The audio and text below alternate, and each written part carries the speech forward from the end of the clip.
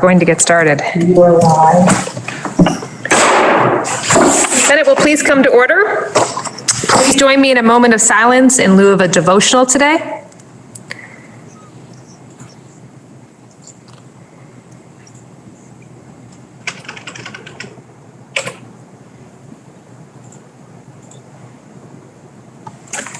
Thank you. Are there any announcements? Seeing no announcements, we have one Senate bill for introduction. S75, an act relating to screening students for dyslexia, introduced by Senator Terenzini and others. Please listen to the first reading of the bill. S75, an act relating to screening students for dyslexia.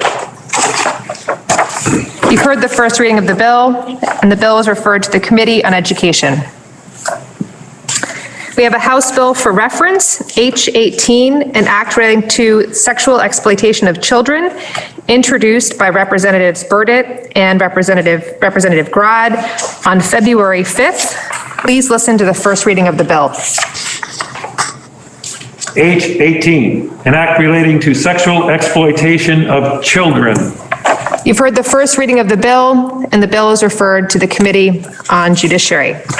This brings us to the orders of the day. We have in the calendar for action, H138, read for the first time on February 3rd. It was referred to the Committee on Appropriations, which reports that it has considered the bill and recommends that the bill be amended as set forth on page 75 and 90 to 99 of today's calendar, and that when so amended, the bill ought to pass. Please listen to the second reading of the bill. H138, an act relating to fiscal year 2021 budget adjustments.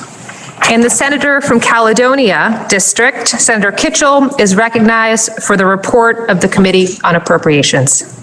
Thank you, Madam President. H138 is what is called the Budget Adjustment Bill, and it's for this current year budget. Every year we do a budget adjustment because in the course of building any annual budget, we're using estimates and both in terms of caseload as well as expenditures and other revenues. And this is the budget adjustment for this fiscal year. It adjusts areas of spending, and in this case, we passed several weeks ago another bill that appropriated a range of CRF, Corona Relief Funds, for a variety of needs. By the time that our bill went to the other body, they were finishing up the budget adjustment. So what they did was incorporate our bill that we had passed with those appropriations, with the adjustment changes being made in the budget adjustment as proposed by the governor. So what we have here is a combination of our what we called our mini Corona Relief Bill and the budget adjustment. I would begin by saying that as was proposed, and I want to make it clear, the one thing that is not included in the budget adjustment that was proposed by the governor was $10 million for business grants. That was not included in the bill as passed by the other body. It's not included here, but it does not mean that that has been forgotten. And our plan is to address funding for business grants in another spending bill that will move quickly as well. So what this does in the Agency of Human Services, as you may remember from Everyone Eats, that we were able to get FEMA receipts for expenditures that we were using all 100% Corona relief funds for, and that allowed the freeing up of those CRF funds for other things.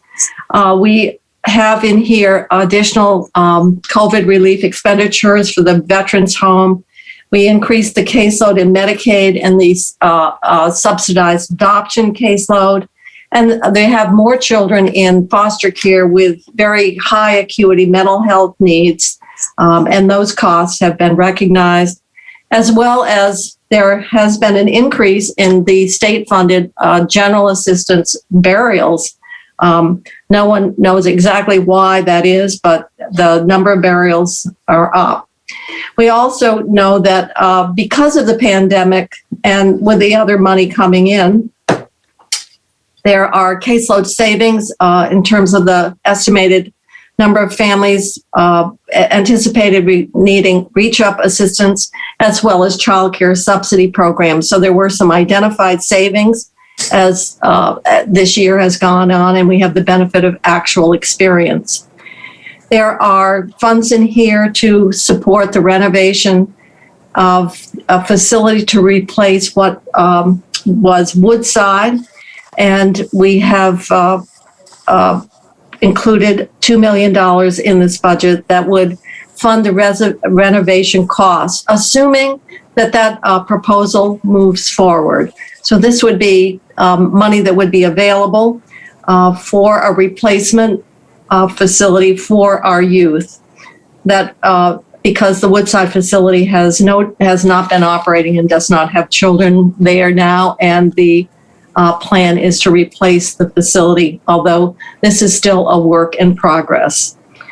We have a portion of our personal care attendants who provide care directly to our seniors or people with disabilities. They are part of a bargaining unit, and so they had an increase in their wages that were negotiated through the bargaining agreement.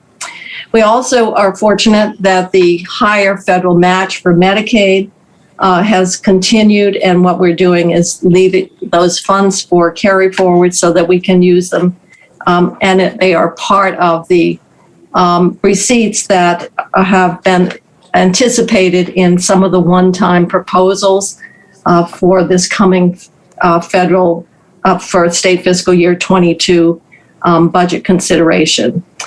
And then we did have to, if you went in and looked at the actual appropriations, you would see there's a lot of moving around of money, but some of that is simply the Agency of Human Services was using CRF money for certain indirect costs, which were not permissible. So they were able to simply substitute the use of those funds to direct costs and deal with the indirect with the available freed up general fund. In the Agency of Education, you will know from the news coverage that the Burlington High School, because of the PCB contamination, actually has not had in-person instruction for those students for about a year. And they've had to move to a different facility. It's the old Macy building in downtown Burlington. There's a federal fund, it's called ESSER 2, and there's about $12 million that comes directly to the Agency of Education, that doesn't go directly out to schools. And so we are appropriating $3.5 million of that $12 million to help address the setup and relocation costs for the Burlington High School relocation. And on the higher education front, the Vermont State College System had identified about $5 million worth of COVID eligible expenditures. So we have appropriated out of what has been identified CRF funding to be reallocated. There's $3.6 million of that toward that $5 million. We have $600,000 of the Corona relief money that did not get reverted and would be available. And then we have language that said the balance of $800,000 would come contingent on the freeing up or reallocation of additional CRF funding for a total of $5 million to help colleges underwrite the COVID-related expenses that are eligible for reimbursement. In the Agency of Natural Resources, there's a $1.2 million appropriation. The parks had prepaid reservations, and they were canceled as a result of the pandemic. And this is to plug that hole of general fund because of those revenues that had to be returned. The other area within natural resources, the legislature passed a bill last year the Global Warming Solutions Act, and included in that was a deadline for the Agency of Natural Resources to present a plan by this December. Because of the timing, the short period of time to put together the plan, available resources within the agency, there's a need to hire additional outside expertise in the development of the plan that is due in December. The agency has been conferring with other states with similar legislation and have identified what they need for expertise to meet that the intent of the legislature as it was expressed in that bill. In the Agency of Commerce and Community Development, this is going to be familiar because it was included in the bill we passed, and that's as a result of FEMA money being available. We have more corona relief funds available to serve as match, and we can continue the Everyone Eats program through the end of this fiscal year. With rental assistance or rental arrearage, this was also in our mini bill, and that is the $2.8 million that we're making available so that the households that were eligible for rental assistance in December, which would be based on rent arrearage in November, those applications could be processed, and that money would be moving forward for the month of December. That was in the bill that we passed. And of course, subsequent to that has been another federal bill that will provide $200 million for rental assistance and other related rental costs. So that was something that we've already passed. In the Agency of Transportation, there's more funding for paving and leveling projects. 1.6 of that's at 1.6 million, which is coming out of the latest bill that Congress passed in December. There was about 50 million in that bill for highway surface transportation expenditures. So this is authorizing some of that additional some of those additional federal dollars coming to the state. We are having savings in rail because of the suspension of Amtrak service, and that is reflected. The Department of Motor Vehicles had additional identified costs due to the pandemic, and we're using corona relief funds to cover those additional costs. And then we did a technical change on the implementation of our vehicle incentive program with the emissions repair that turned out to be more complicated and more difficult to get set up. So the ending date for implementation just did not make sense in light of the actual experience. The other broadband area is basically what we passed in our bill a couple of weeks ago, and it authorizes the payment for those projects that were contracted for prior to December 20th. And but were not completed until after December 30th. And then the other was 2 more months of temporary broadband subsidies to Vermonters. Once again, that was in a bill we already passed. In public safety, there are 2 areas where we differ with the other body. And we, in the governor's proposed budget adjustment, there were funds for body cameras in the Department of Motor Vehicles, for the game wardens and liquor control. The other body did not include those funds, but we have had on the Senate side a lot of discussion around the importance of body cameras and having state employed licensed or certified law enforcement positions have the body cameras. And so for that reason, we felt that those funds to acquire the body cameras, consistent with our intent, should be appropriated. But we also made it very clear that while we were providing the funding for the purchase, we were not authorizing their use until the departments had a policy on the use and actually had trained staff. So it's, yes, we'll purchase them. And this is similar to what we did for the Department of Public Safety. The other area that we added back in and that is use of force training. At the end of the session last year, there was a bill that had a requirement around the training of our state police force in the use of force training by July 1st. That got removed. There's been some discussion around whether that training should be postponed. The conclusion of your appropriations committee was, after hearing from the commissioner, who basically said the training could be provided and the intent of the legislature could be met, it would require additional funding because of the overtime and scheduling of our officers for the training. And we felt that a department coming forward saying that they could provide the training on an area that has received a lot of attention, a lot of testimony around the state police and the use of force was one that we felt we would respect the intent of the legislature and the date of July 1st. If there is subsequent legislation to change that date, then the funding will be available. But we did not feel it appropriate for us to relitigate a date in legislation that we had passed. So let's see.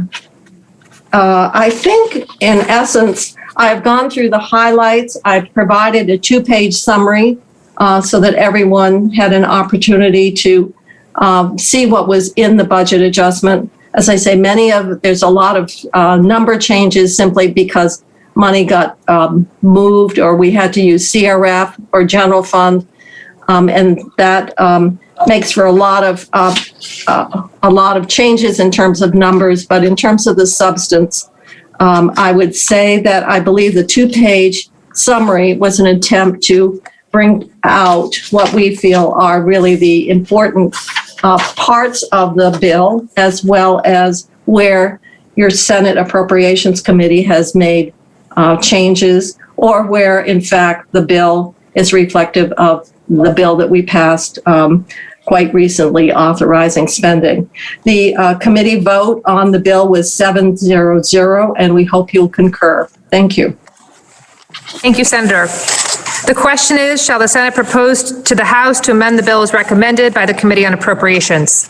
Are you ready for the question? The senator from Addison is recognized. Thank you, Madam President. May I inquire of the presenter of the bill? You may. Thank you. I am curious, I didn't get a chance to ask this question yesterday in our caucus about the changes to the funding for Reach Up. I know that you noted, Madam President, that there was a decrease in the caseload, and that seems a little counterintuitive to me, given that we are in an economic crisis and a pandemic. And I'm wondering, because noise. I'm wondering if it's because we were able to fill in with other funds, maybe with CRF funds, or if there was indeed a reduction in the number of people who are eligible for Reach Up. Thank you, Madam President. The best as we can determine, there was an estimated increase in the caseload that thought would happen as a result of COVID that did not materialize. And so that is sort of adjustment back. The reasons that there's been some speculation in terms of what happened to the caseload. As you know, the benefits are quite low, and sometimes people, because of the additional benefits that might have come through unemployment insurance, that might have been partial, where a family might receive UI benefits plus the Reach Up benefit with the additional federal dollars that simply would not qualify. So we think it was a couple of things. It would be the additional federal dollars and the way that they flowed and how they would have been counted in calculating eligibility, as well as an anticipated increase in the caseload that did not materialize.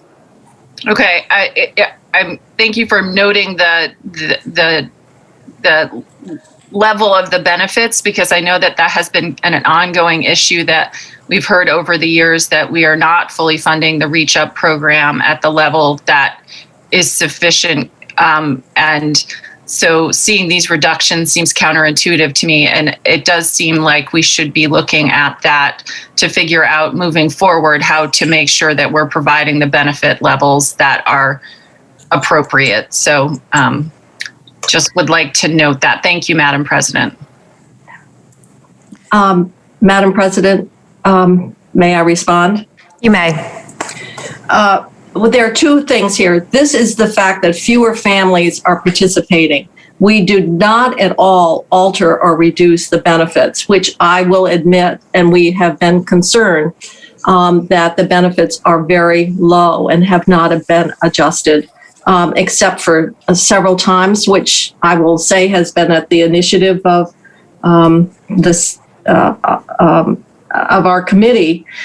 So that is very much an issue, and we do have a report out that has been submitted this year on unfunded mandates, because there are many desires to expand government services, but this shows exactly how well we're doing in fulfilling existing statutory commitments.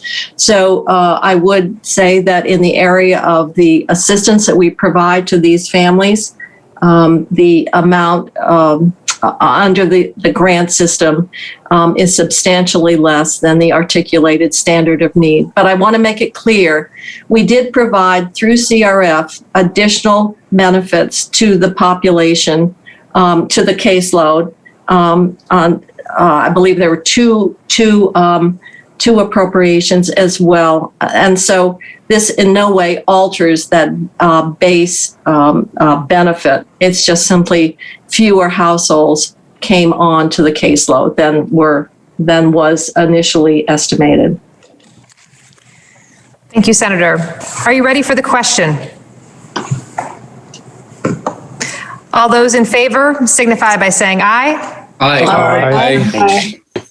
All those opposed, nay. The ayes have it, and you've proposed the House to amend the bill as recommended by the Committee on Appropriations. The question now is, shall the bill be read for the third time? Are you ready for the question?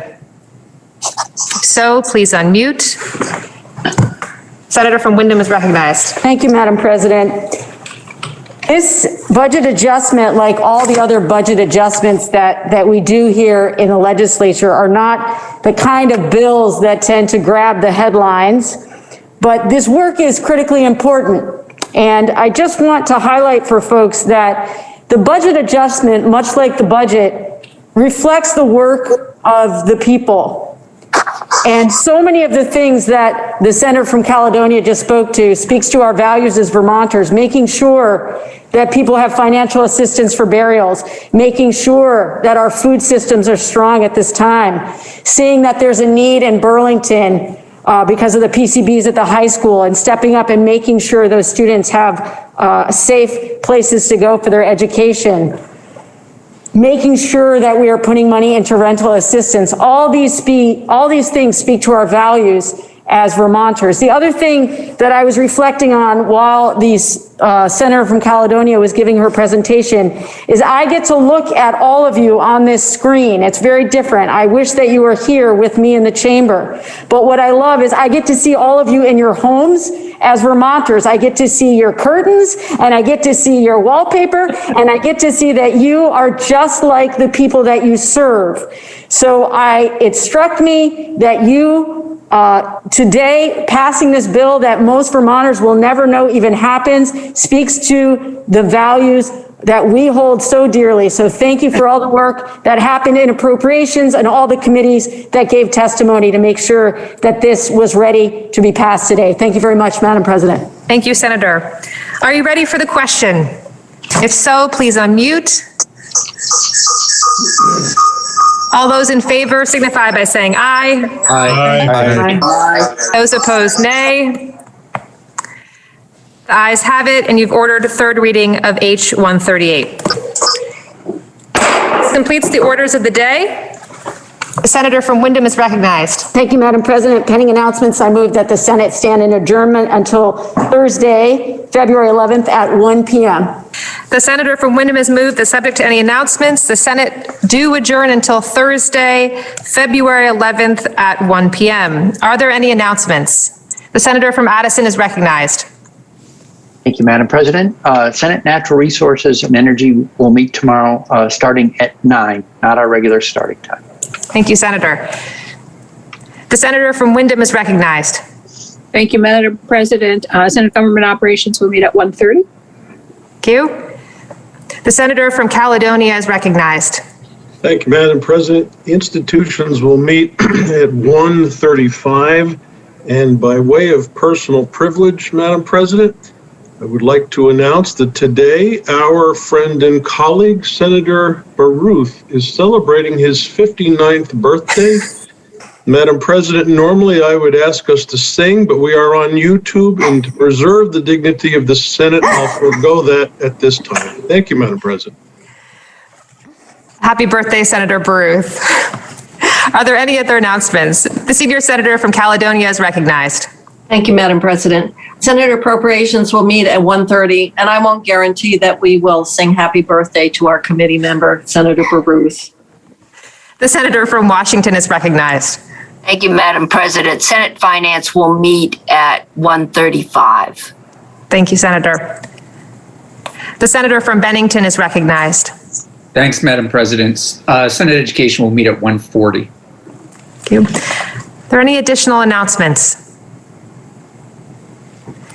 Seeing none, hearing none, the senator from Wyndham has moved that the Senate do adjourn until Thursday, February 11th at 1 p.m. Are you ready for the question? And if so, please unmute. All those in favor signify by saying aye. Aye. Those opposed, nay. The ayes have it, and the Senate stands adjourned until Thursday, February 11th at 1 p.m.